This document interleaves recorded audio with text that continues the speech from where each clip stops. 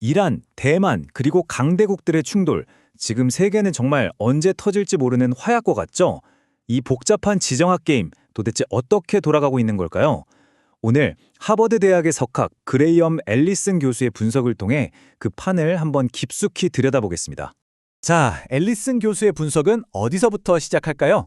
바로 이 거대한 불확실성입니다. 흔히 말하는 전쟁의 안개 속에서는요, 명확한 답을 찾기보다 끝없는 질문에 부딪히게 된다는 거죠.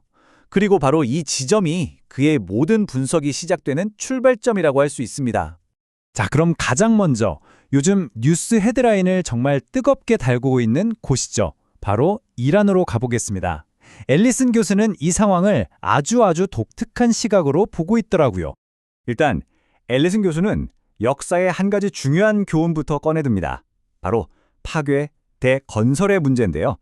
미국이 군사작전, 그러니까 뭔가 부수고 파괴하는 건 정말 세계 최고 수준이죠.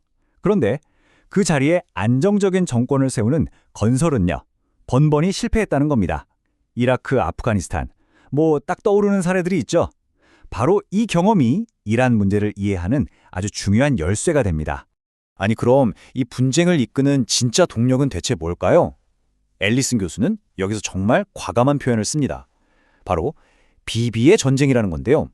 이스라엘 네타냐후 총리가 마치 소설 속 아합 선장이 흰 고래에 집착했던 것처럼 지난 20년 동안 오직 이란이라는 거대한 흰 고래만 쫓아왔다는 거죠. 굉장히 도발적인 분석이죠. 자, 그런데 더 흥미로운 지점은 이겁니다. 이란과의 분쟁을 정당화하기 위해 내세웠던 공개적인 명분들 있잖아요. 예를 들어 이란이 곧 미국을 공격할 거다, 곧 핵무기를 손에 넣을 거다 같은 주장들 말이죠. 앨리슨 교수는 이런 주장들을 뒷받침할 만한 그 어떤 증거도 찾을 수 없었다고 딱 잘라 말합니다. 이게 뭘 의미하겠어요? 시작하기는 쉬운데 끝내기는 정말 어려운 전장의 위험성을 그대로 보여주는 거죠.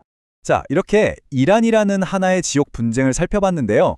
이제 시야를 좀 더 넓혀보죠. 우리 시대 가장 거대한 경쟁 구도, 바로 미국과 중국의 대립으로 넘어가 보겠습니다. 그리고 그 갈등의 한가운데 바로 대만이 있습니다. 아마 전 세계 전략가들이 밤잠 설치면서 고민하는 질문일 겁니다. 과연 중국이 가까운 미래에 대만을 침공할까요? 이게 정말 임박한 위협일까요? 그런데 앨리슨 교수의 대답은 좀 뜻밖입니다. 놀라울 정도로 낮은 수치인데요. 향후 몇 년 안에 공격할 확률 단 5%로 보고 있습니다. 아니, 왜 이렇게 낮게 보는 걸까요? 여기에는 크게 네 가지 이유가 있습니다. 첫째, 중국은 굳이 서두를 필요가 없다고 생각한다는 거예요. 시간이 자기들 편이라고 믿는 거죠. 둘째, 지금 시진핑 주석이 군 지휘부를 대대적으로 숙청하면서 내부 단속의 한창입니다. 전쟁을 벌일 때가 아니라는 거죠. 셋째, 만약 공격하면 미국이 개입할 수 있다는 위험 부담, 이거 무시 못하죠. 여전히 강력한 억제력이고요.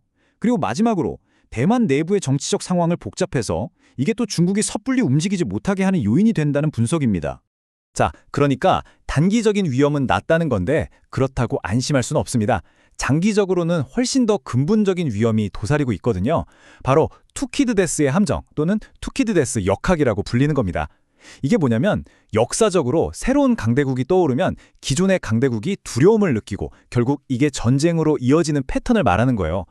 부상하는 중국과 기존의 패권 국가인 미국, 딱 이 구도에 들어맞는 거죠. 근데 생각해보면 좀 이상하지 않나요? 이렇게 위험한 상황인데 어떻게 세계는 지난 수십 년 동안 큰 전쟁 없이 지내온 걸까요? 앨리슨 교수는 그 비밀을 아주 간단한 숫자 3개로 설명합니다. 첫 번째 숫자는 바로 80입니다. 지난 80년 동안 강대국들끼리 전면전을 벌인 적이 단 한 번도 없었어요. 두 번째 숫자도 똑같이 80입니다. 히로시마와 나가사키에 원자폭탄이 떨어진 이후 무려 80년 동안 핵무기가 실전에서 사용된 적이 없습니다. 그리고 마지막 숫자, 바로 9입니다. 이게 뭘까요? 공식적으로 핵무기를 가진 나라의 수입니다. 사실 핵무기 만들 기술이 있는 나라는 훨씬 더 많거든요. 그걸 생각하면 9개국에 머물러 있다는 건 정말 기적에 가까운 일이죠. 결국 앨리슨 교수가 말하는 이 80809라는 틀은 딱 한 가지를 가리킵니다.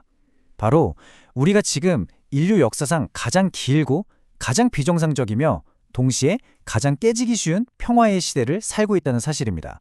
이 평화 절대 당연하게 여겨선 안 된다는 거죠. 자, 이렇게 전 세계의 위협들을 쭉 훑어봤는데요. 앨리슨 교수의 분석은 여기서 아주 흥미로운 방향으로 전환됩니다.